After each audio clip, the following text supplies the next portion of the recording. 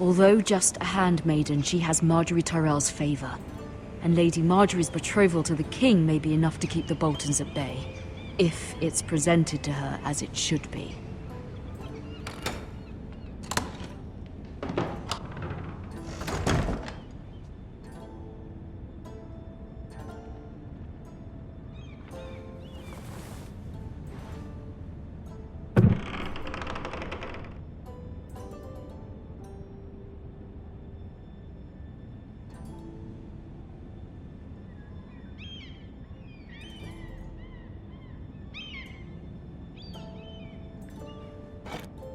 Ethan made this for me.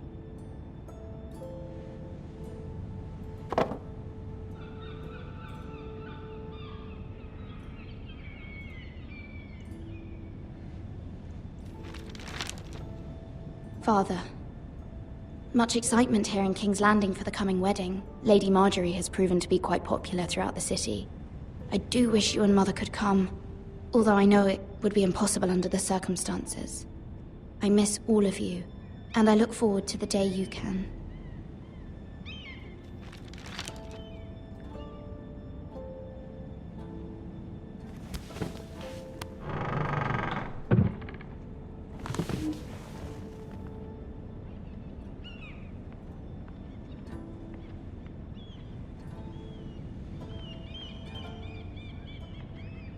King's Landing. I wonder if it's sunny at Ironrath today.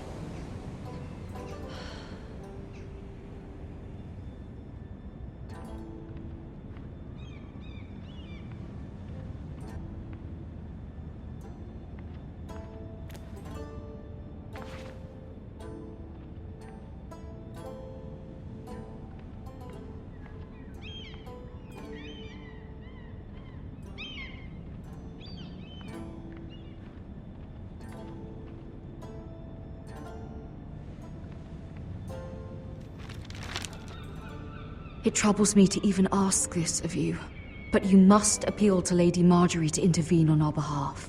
She is our best hope, and can be a powerful ally, especially now when your family so desperately needs her help.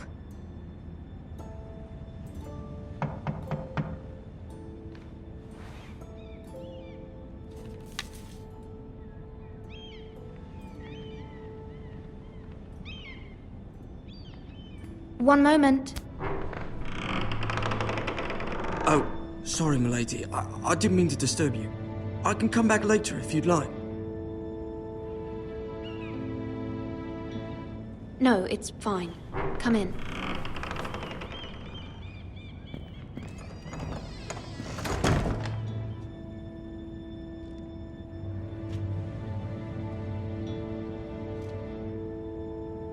Begging your pardon, milady, but you all right?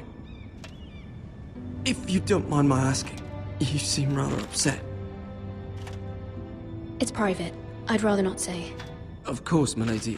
I didn't mean to pry. Please hurry if you can. Lady Marjorie will be here any minute. Of course, milady. You work for Lady Marjorie? I may be wrong, but it seems like you do. I'm her handmaiden. That's what I thought. I've seen you with her before. You seem like good friends. I saw Lady Marjorie just this morning, outside the Royal Sept, talking to Queen Cersei. Cersei?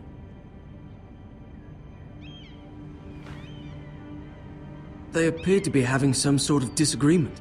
I couldn't hear much, but it was definitely an argument. Why are you telling me this?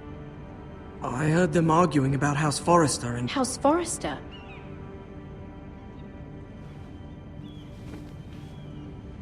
I thought you'd like to know. Forgive me if I was mistaken. I hope you're not in any kind of trouble.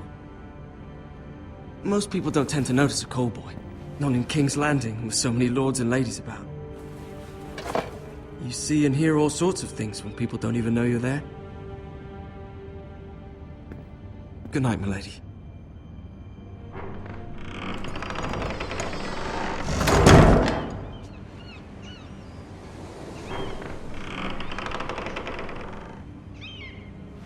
Lady Marjorie, you're early.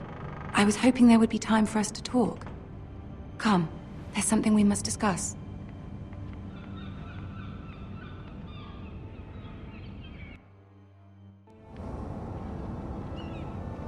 From the day you arrived in Highgarden, I've thought of you more as a friend than as my handmaiden. A dear friend, in fact. Thank you, my lady. And you know how I feel about what's happened to your family. I feel your pain as if it were my own. What you've suffered is beyond imagining. And your poor family as well. My family wrote me, my lady. I don't doubt they must be overcome with grief. But you must not despair. We will get through this together. You must understand there are limits to what I can say, especially here in King's Landing, now that I am to be queen. To have a handmaiden from the north whose family fought for Robb Stark. It raises questions at a time I can least afford. Cersei herself cornered me this morning outside the Royal Sept.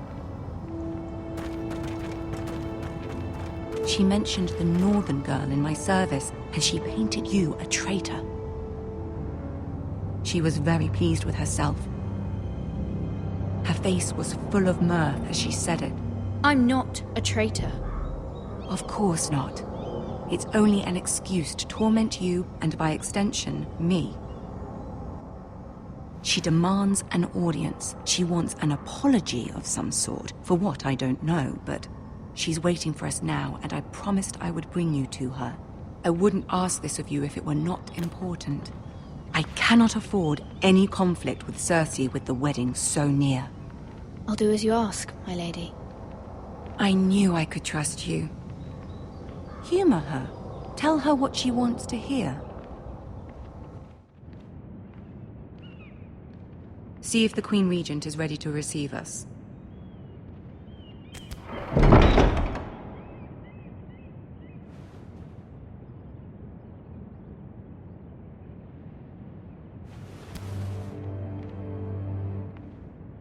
You'll be fine. I know you will. You may feel one thing, but you must say another.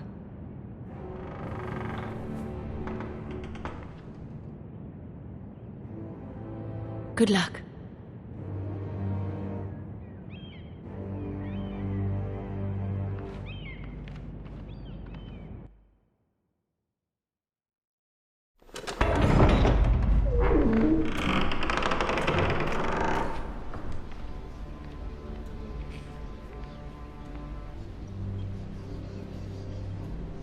You can do this.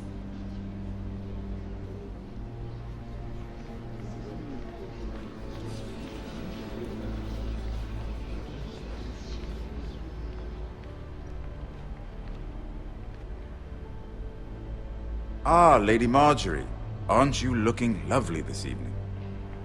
Lord Tyrion. Your Grace? With your permission, allow me to introduce Lady Mira of House Forrester.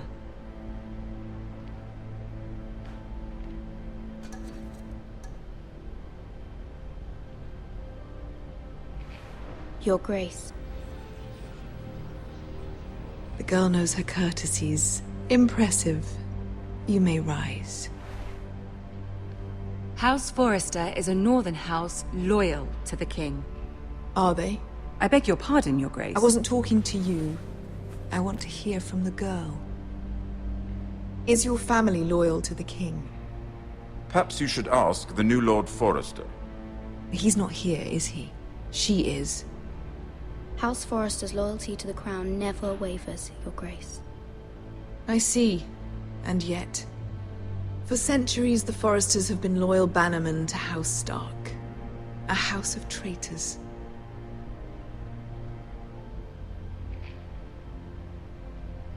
They were the Wardens of the North. We all served at the pleasure of the king. Clever girl. Perhaps too clever for her own good. The girl did say their loyalty was unwavering. She has a talent for equivocation, yet I question what she really thinks.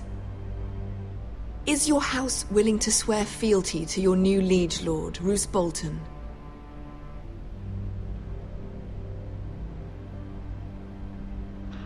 Roose Bolton also served the Starks, Your Grace. And proved his loyalty to the crown by bringing their house to a swift and sudden end.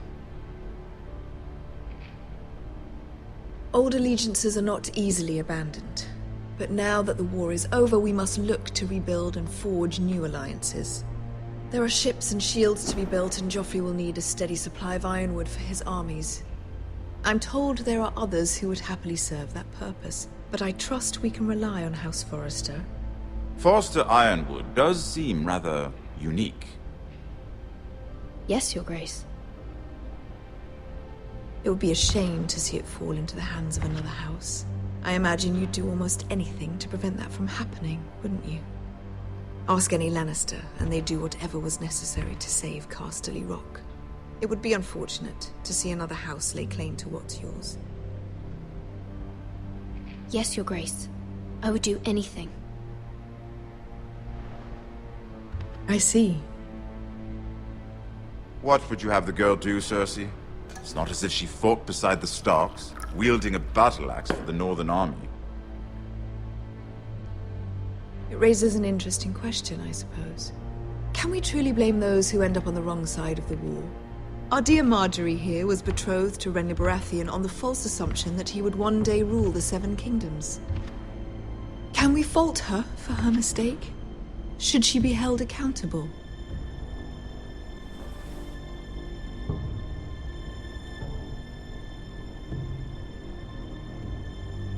It is not her place to say, Your Grace.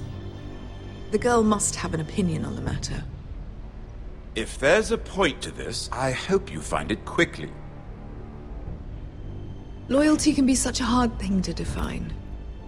This city alone is filled with all sorts of ambitious opportunists looking to reinvent themselves, pretending to be something they're not. Who knows what lurks within their hearts? You are a girl from the north, here in service to Lady Marjorie. One can only assume her interests are yours. Yet loyalty to a king, that must be absolute, beyond question. And if your loyalties were to become conflicted between your king and the very person whom you serve, what would you do then? I'm sure she would... Let the girl answer the question. Go on. My loyalties would never conflict, Your Grace. That's a coward's answer. I will not have my time wasted by a northern girl who thinks she can play games. Who do you choose? The king, of course. Well said. I was beginning to worry you didn't have your priorities straight. She is a threat to the crown, isn't she? The most dangerous handmaiden in all of King's Landing. My sense is this girl will say almost anything to get what she wants. Which is not very encouraging. I'd like a word with you, if I may. Of course, Your Grace.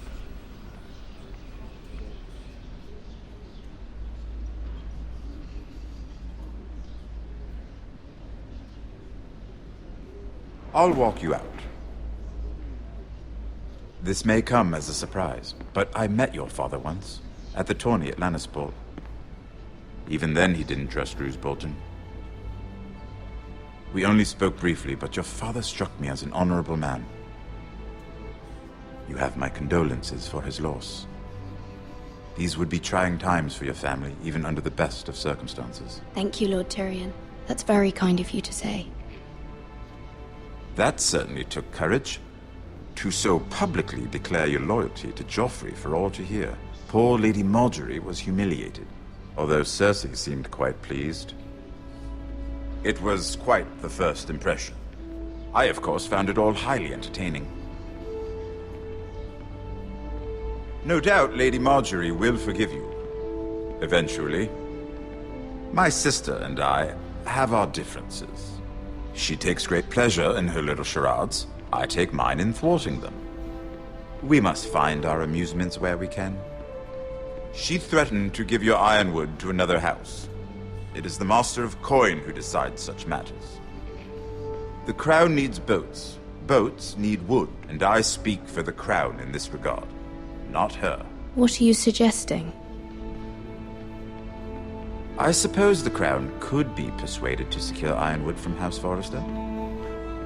Lady Marjorie might not look favorably on such an alliance, and it would infuriate Cersei. Although what would be amusing for me might prove rather dangerous for you and your house. Are you willing to risk that? It may be far too dangerous. In fact, forget I even suggested such a thing. It's a risk I'm willing to take, Lord Tyrion. Please. You are a brave girl, aren't you? I'll consider it. Now, if you'll excuse me, I promised Sansa I would join her for dinner tonight. 3 beautiful bottles of Dornish wine await my arrival. The mere thought of them makes me thirsty already. I hope we meet again. Nothing would make Cersei happier. Until then, be careful. This is not the North. King's Landing can be a nest of vipers to the uninitiated.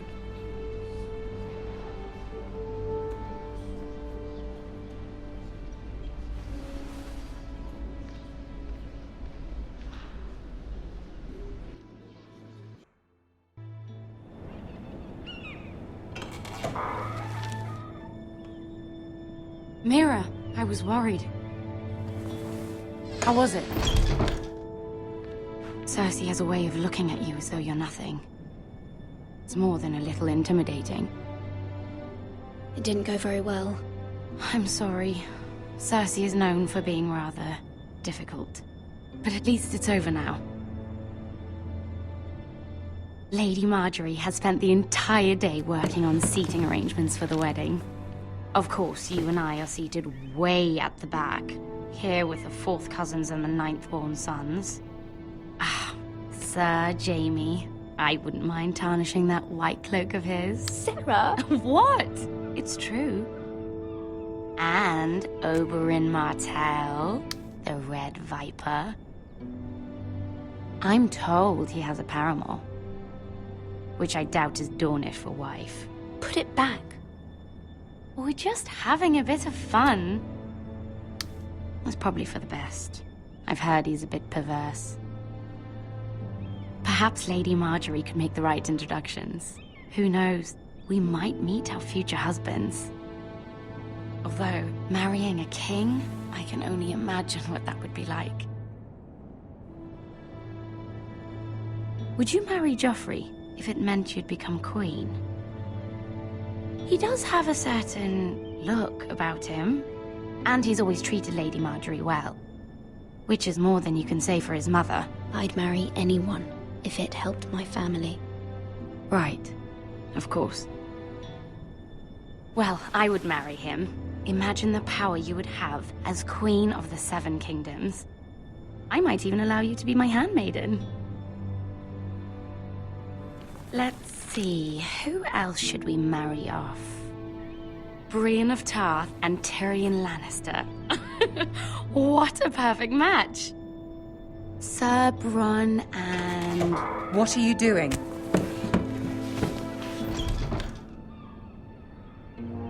Well? Sarah? I'm sorry, my lady. As am I. We shouldn't have been messing about. This is not a game. It's a battle plan. Allies and enemies can be made with every move. Yet they say it is men who are powerful. The Queen was pleased by your display, Mira. I'm just glad it's over. King's Landing can be exhausting sometimes. There's always someone to please or some perceived slight to smooth over. I fear it will only get worse when I am queen. Once they know your true heart, the lords and ladies will have no choice but to love you. Do you agree?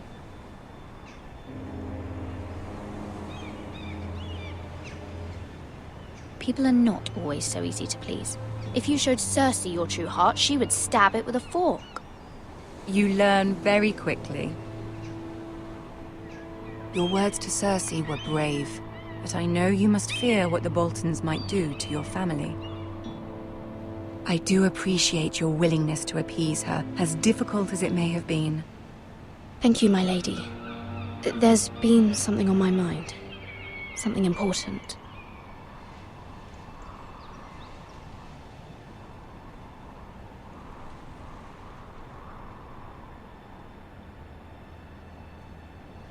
My mother wanted me to ask a favor of you. For my family. But as you said, you're in a delicate position now with the wedding so near. And I would never want to jeopardize that. Soon I will be queen. And maybe then I'll be in a better position to help you. But for now we must both be cautious.